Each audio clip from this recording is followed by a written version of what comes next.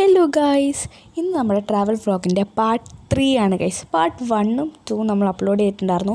അപ്പോൾ ആ പാർട്ട് 1ൽ നിന്നും 2ൽ നിന്നും നമ്മൾ ഒരു ഡെസ്റ്റിനേഷനിലെത്തി. ആ ഡെസ്റ്റിനേഷനായിരുന്നു വരിക്കാശ്ശേരി മന. ഇനി നമ്മുടെ പാർട്ട് 3 ആണിത്. അതിൽ നമ്മൾ നമ്മുടെ നെക്സ്റ്റ് ഡെസ്റ്റിനേഷനിലോട്ട് പോവാണ്. ആൻഡ് അത് ഏതാണെന്ന് നമുക്ക് നമ്മുടെ ഈ ഒരു പാലക്കാട് ഭാഗത്ത് തന്നെയുള്ള ഒരു എക്കോ പോയിൻറ്റിലോട്ടാണ് നമ്മൾ പോകുന്നത്. അത്ര വലിയ സംഭവമൊന്നുമല്ല, നമ്മൾ സ്പോട്ടിൽ ഇങ്ങനെ ഗൂഗിൾ ചെയ്ത് കണ്ടുപിടിച്ചതായതുകൊണ്ട് തന്നെ അത്ര വലിയ സംഭവമൊന്നുമല്ല. സോ നമ്മൾ അവിടെ എത്തിയപ്പോൾ തന്നെ ആദ്യം തന്നെ ഇതുപോലൊരു ഈ ഡാമിൽ നിന്നും പിന്നെ മലയിൽ നിന്നൊക്കെ ഒഴുകി വരുന്ന വെള്ളം ഇങ്ങനെ പോകുന്നുണ്ടായിരുന്നു. അപ്പോൾ അത് കണ്ടപ്പോൾ തന്നെ എൻ്റെ ഒച്ചയൊക്കെ ആയിട്ട് നല്ല അടിപൊളിയായിരുന്നു. സോ ഞാനത് നോക്കിയിരിക്കുന്ന സമയത്ത് തന്നെ ചേച്ചി പോയി ടിക്കറ്റെല്ലാം എടുത്തു. സോ ഇത് നമ്മുടെ ആ കൊല്ലത്തുള്ള ജഡായി പോലത്തൊരു സംഭവം എന്നാണ് പറഞ്ഞത്. പക്ഷേ ജഡായിൽ 800 സംതിങ് സ്റ്റെപ്പുകൾ ഞങ്ങൾ കയറിയായിരുന്നു കേട്ടോ. അത്രയും സ്റ്റെപ്പുകൾ കഷ്ടപ്പെട്ട് കയറിയാണ് എത്തിയത്. പക്ഷേ ഇത് അത്ര പോലും ഇല്ല, എനിക്ക് തോന്നുന്നു 30-35 അത്ര സ്റ്റെപ്സൊക്കെ ഉണ്ടാകത്തുള്ളൂ. ചെറിയ സംഭവമാണ് ഗൈസ്, നമ്മൾ പ്രതീക്ഷിക്കുന്ന അത്രയും വലിയ സംഭവമൊന്നുമല്ല, ഒരു ചെറിയ സംഭവമാണ്. അപ്പോൾ നമ്മൾ കയറി കഴിഞ്ഞ് വന്നപ്പോൾ ഒരു ഒരു പാർക്ക് പോലെ ചെറിയൊരു സ്ഥലത്ത് കുറച്ച് സ്വിങ്ങും അങ്ങനെ കുറച്ച് അടിപൊളി സംഭവങ്ങളൊക്കെ ആയിട്ട് സെറ്റ് ചെയ്തിട്ടുണ്ടായിരുന്നു.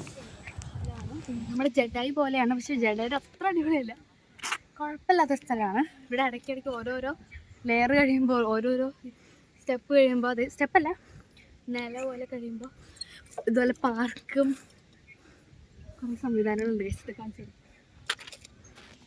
കൊടകളൊക്കെ ഉണ്ട്, നമുക്ക് അവിടെ ഇരുന്ന് റെസ്റ്റ് എടുക്കാം. സീസോ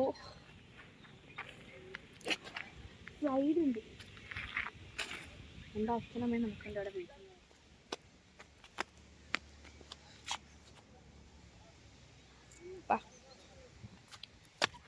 നമുക്ക് കയറാതെ ഗൈസ്. ആ സമയം കൊണ്ട് അച്ഛൻ അവിടം വരെ കയറി ഗൈസ്.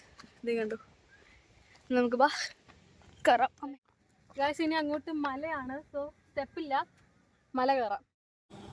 അങ്ങനെ ഞങ്ങൾ സത്യം പറഞ്ഞാൽ അവിടെ പ്രത്യേകിച്ചൊന്നും കയറാനില്ല, അത്രേ ഉള്ളൂ. അവിടെ വെച്ച് നിന്നു. പിന്നെ അങ്ങോട്ട് അപകടകരമാണെന്ന് പറഞ്ഞിട്ടുള്ള ബോർഡ് ഉണ്ടായിരുന്നു. അവിടെ നിന്ന് നല്ല ഫോട്ടോസ് എടുക്കാം, പിന്നെ നല്ല വ്യൂ ഒക്കെ ഉണ്ട്. അതുമാത്രമേ പ്രത്യേകിച്ച് ഉണ്ടായിരുന്നുള്ളൂ. അതാണ് പറഞ്ഞത്. സത്യം പറഞ്ഞാൽ അത്ര അടിപൊളിയൊന്നുമല്ല, പക്ഷെ നമ്മളിങ്ങനെ സ്പോട്ടിൽ ഗൂഗിൾ ചെയ്ത് കണ്ടുപിടിച്ച സ്ഥലമായതുകൊണ്ടായിരിക്കും അത്ര അടിപൊളിയല്ല. പക്ഷെ കുഴപ്പമില്ല ഗൈസ്, നല്ല വ്യൂ ഒക്കെയാണ് അവിടെ നിന്ന് പോകുമ്പോൾ. അങ്ങനെ ഞങ്ങൾ ഇറങ്ങിക്കഴിഞ്ഞപ്പോഴാണ് ഗൈസ് ഇവിടെ വേറെ സ്ഥലം കാണുന്നത്. അതെന്താണ്, ടിക്കറ്റ് എടുത്തുകൊണ്ട് തന്നെ എല്ലായിടത്തും കയറാം. അപ്പോൾ ഞങ്ങൾ ഇവിടെ നിന്നും കയറി. അങ്ങനെ പോയി കുറച്ച് അങ്ങ് നടന്നപ്പോൾ തന്നെ ഞങ്ങൾക്ക് സംഭവം പിടികിട്ടി. നമ്മൾ ഈ വെള്ളമില്ലേ, മലയിൽ നിന്ന് ഒഴുകി വരുന്ന ഈ വെള്ളത്തിൽ നമുക്ക് കാലക്കിട്ട് കുളിച്ച് കളിച്ച് നടക്കാൻ പറ്റിയ സ്ഥലത്തോട്ട് പോകുന്ന വഴിയാണിതെന്ന് നമുക്ക് മനസ്സിലായി. അത് അച്ഛന് നേരത്തെ മനസ്സിലായിരുന്നു, ഞങ്ങൾക്ക് കുറച്ച് വൈകിയാണ് കത്തിയത്. ഞാനും ചോദിച്ചു, ഇനി ഇതിങ്ങോട്ട് പോയിട്ട് എവിടെ നിൽക്കാം, ഇത് ഇവിടെ നടന്ന് ഇനി എവിടെ എത്താൻ പോണേ, ഇനി എവിടെ എത്താൻ, അങ്ങനത്തെ ഒരു മൈൻഡിലായിരുന്നു ഞങ്ങൾ. അതിന് കുറച്ചങ്ങ് പോയപ്പോഴേക്കും ഗൈസ് നമ്മൾ ആ വെള്ളച്ചാട്ടത്തിൻ്റെ ആ ഒരു ഒരു ഒച്ചയും അതൊക്കെ കണ്ടു തുടങ്ങി ഗൈസ്. അപ്പോൾ നമ്മൾ മനസ്സിലായി, ഓക്കെ ഇനി നമുക്ക് ഇതിൻ്റെ ഉള്ളിലിരുന്ന് കാലൊക്കെ ഇടാം, അടിപൊളിയാം.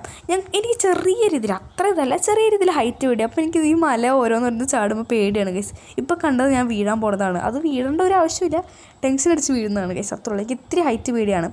അങ്ങനെ ഞങ്ങൾ വെള്ളച്ചാട്ടത്തിലെല്ലാം ഇറങ്ങിയപ്പോഴാണ് ഗൈസ് കുഴപ്പമില്ലായിരുന്നു ഗൈസ്. അത് അവിടെ ഭയങ്കര തെന്നലായിരുന്നു, ഞാനും വീഴാൻ പോയതാണ്.